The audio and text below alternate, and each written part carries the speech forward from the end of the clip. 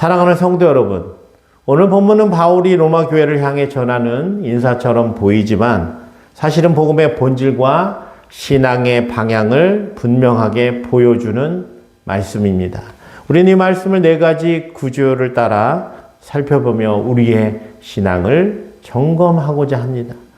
먼저 오늘 본문은 바울이 하나님께 감사 기도로 시작합니다. 8절에 보니까 너희 믿음이 온 세상에 전파됨이라.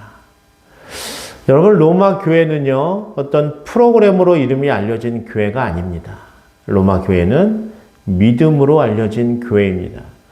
그러니까 오늘날 프로그램으로 소문난 우리 한국 교회의 모습과는 사뭇 결이 다른 모습입니다.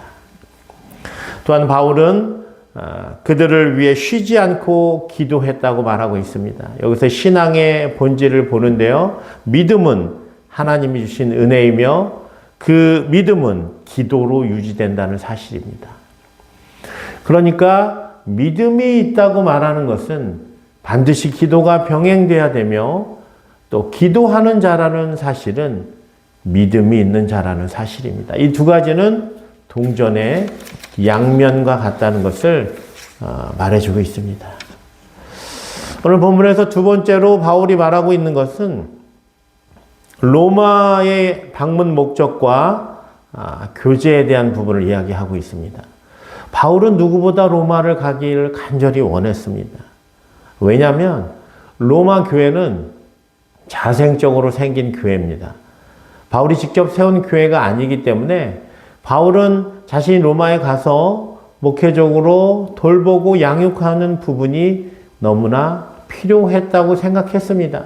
그들의 신앙을 자신이 더 견고하게 세워주려고 했던 것이죠. 여기서 11절에 보니까 신령한 은사를 너에게 나누어 주어 너희를 견고하게 하려 함이라 라는 말씀에서 잘 드러나 있습니다. 여기서 신령한 은사는 어떤 신비적인 그런 특별한 은사를 말하는 것이 아니라 복음을 통한 영적 유익과 어떤 믿음의 견고함이라고 말할 수 있습니다. 그러니까 바울은 로마에 있는 성도들에게 믿음의 견고함을 세우려고 했던 것입니다. 그리고 이어서 이렇게 말합니다. 너희와 나의 믿음으로 피차 안위를 얻으려 함이라. 이 말은 굉장히 중요합니다. 여러분, 신앙은요, 반드시 혼자서 성장할 수 없습니다. 신앙은 그 믿음의 공동체 안에서 세워져 간다는 사실입니다. 오늘날도 많은 사람들이 유튜브나 인터넷에서 설교만 듣고 내가 하나님께 1대1로 직접 예배하며 교제하면 된다고 생각합니다. 물론 예배는 그렇게 드릴 수 있습니다. 그러나 하나님이 우리를 교회 공동체에 묶어주셨다는 것은 반드시 그 공동체 안에서 우리가 서로 유기적으로 생활을 하면서 신앙의 성장이, 신앙의 완성이 이루어져 간다는 것을 우리에게 의미해주고 있다는 사실입니다. 또한 바울은 너희 중에서도 다른 이방인과 같이 열매를 맺게 하려 함이다. 그래서 내가 여러 번 로마에 가고자 원했다라고 말하고 있습니다. 여기서 열매는 무엇입니까? 구원과 신앙의 어떤 성장을 의미합니다. 구원을 받으면 그걸로 끝이 아니라 신앙이 성장해야 한다는 것이죠. 신앙생활을 한 지 20년, 30년이 됐어도 아직도 새신자 같은 그런 믿음이라면 그것은 잘못된 신앙이기 때문에 그렇습니다. 여러분, 바울이요, 그토록 로마에 가기를 원했지만 자신이 로마에 가는 길이 막혔다. 그것도 한두 번이 아니라 여러 번 막혔다라고 말하고 있는데요. 이것은 다름 아닌 하나님의 섭리가 있었다는 사실입니다. 우리는 뭔가 일이 내 뜻대로 풀리지 않으면 길이 막혔다고 하고 망했다고 합니다. 그런데 여러분, 정말 그럴까요? 정말 우리가 어떤 일을 행할 때 그것이 내 뜻대로 안 되면 길이 막힌 것처럼 보일 수 있습니다. 여러분, 우리가 길이 막혔다는 것, 그것은 어쩌면 하나님의 의도일 수도 있다는 사실입니다. 하나님 때론 우리의 길을 하나님의 뜻을 이루시기 위해서 막으시기도 한다는 사실입니다. 여러분, 바울이 훗날 로마를 가게 되었는데요. 어떻게 가게 됐냐면 바울은 죄수가 돼서 가이사 앞에 가게 됩니다. 그러니까 그는 가장 안전하게 로마에 가게 되었다는 거예요. 당시 바울을 죽이려고 하는 사람들이 사실 굉장히 많았습니다. 사도행전에도 보니까 유대인들이 결탁을 했어요. 그리고 맹세를 했습니다. 바울을 죽이기 전까지는 자신들은 먹지도 마시지도 않겠다고 그런 의지를 보이며 결탁한 일이 있습니다.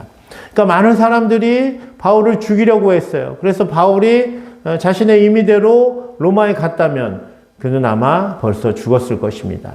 그러나 하나님의 섭리는, 하나님의 뜻은 그를 가장 안전하게 로마에 보내셔야 하기 때문에 그를 죄수가 되어서 로마 군사들이 그를 호위하고 보호하고 절대 어느 누구도 건드릴 수 없게 한 상태에서 로마로 가게 되었다는 거예요. 기가 막히지 않습니까?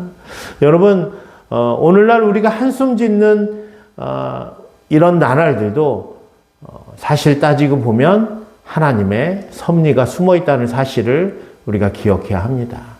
그러면 우리가 길이 막히고 내 뜻대로 안 되고 무언가 답답한 심정을 느낄 때 우리는 어떻게 해야 할까요?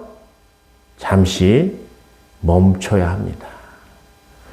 나보다 나를 더 잘 아시는 하나님께서 반드시 내가 생각한 길보다 더 좋은 길로 인도한다는 사실을 기억해야 한다는 것입니다.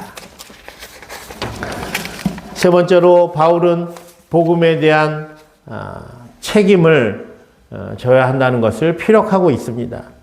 자신이 로마에 가기로 한 또 하나의 이유 중에 하나는 자신이 복음의 빚진 자라고 생각했습니다. 이 말은 바울이 단순히 겸손한 그런 말이 아닙니다. 복음을 받은 자의 정체성을 선언하고 있는 것입니다. 오늘 본문에도 바울은 헬라인이나 야만인이나 지혜 있는 자나 어리석은 자에게 자신이 빚진 자다. 복음의 빚진 자다라는 말을 합니다. 여기서 이 모든 부류는 전 인류를 말하는 것인데요. 근데 왜 사도 바울은 자신이 복음의 빚진 자라고 말했을까요? 복음의 빚을 졌다는 것은 복음을 받았다는 거예요. 예. 생명을 살리는 복음, 그것을 자신이 받았다는 것은 내가 복음의 빚을 진 것이다. 여러분, 우리가 빚을 지면 어떻게 해야 합니까? 반드시 갚아야 됩니다. 사도 바울 역시 자신이 복음의 빚진 자라고 생각했기 때문에 그것을 복음을 전하는 것으로 갚으려고 했다는 사실입니다.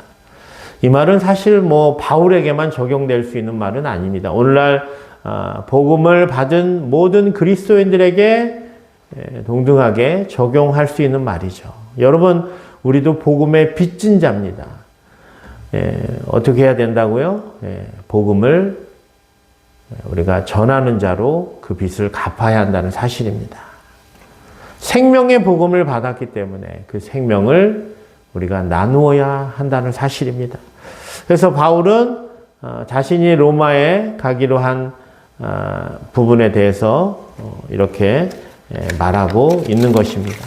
넷째로 말하고 있는 것은 바울은 복음의 핵심을 이제 선언하는데요. 자신이 가장 중요한 부분을 말하고 있습니다. 내가 복음을 부끄러워하지 아니한다. 당시 십자가는 수치였습니다. 입에 올리기도 싫은 그런 수치스럽고 부끄러운 일이었습니다. 그러나 바울은 그것을 부끄러워하지 않았습니다. 왜 그렇습니까? 이 복음은 구원을 주시는 하나님의 능력이라고 믿었다는 사실입니다. 구원이야말로 하나님의 능력이 나타나는 그런 것이라고 말할 수 있습니다. 그것이 복음에 숨겨져 있는 비밀입니다. 복음은 단순한 말이 아닙니다.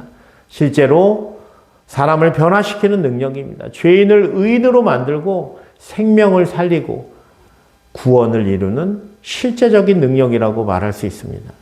또한 복음에는 하나님의 의가 나타나서 믿음으로 믿음에 이르게 한다고 말하고 있습니다. 여기서 하나님의 의는 무엇입니까? 인간이 하나님 앞에 설 때 요구되는 그러한 모습이라는 거예요. 이것을 십자가의 속죄를 위해 예수께서 희생하셔서 예수 그리스도를 믿는 모든 자들에게 값없이 주시는 의로운 상태, 그것을 말해주고 있습니다. 그러니까 하나님께서 예수 그리스도의 대속으로 인해서 예수님의 그 의가 우리에게 전가된다는 사실입니다. 그러니까 하나님의 의란 하나님의 신적 속성을 말하는 것입니다.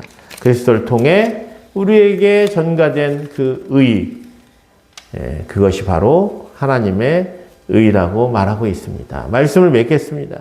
사도 바울은 오늘 본문에서 복음의 결론을 이렇게 내립니다. 오직 의는 믿음으로 살리라. 우리는 행위로 구원받지 않습니다. 오직 믿음으로 의롭다 하심을 받고 그 믿음으로 살아간다는 사실입니다. 이 세상이 아무리 녹록지 않고 이 세상이 나를 날마다 흔들어대고 이 세상이 모진 풍파 속에 나를 가둬둔다 할지라도 오직 의인은 그 믿음으로 살아간다는 것이죠. 왜 그렇습니까?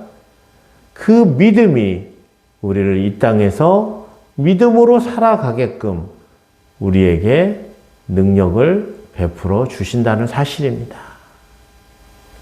이 사실을 기억하시기 바랍니다. 우리는 절대 무너지지 않는 믿음의 사람이라는 것을 주의 이름으로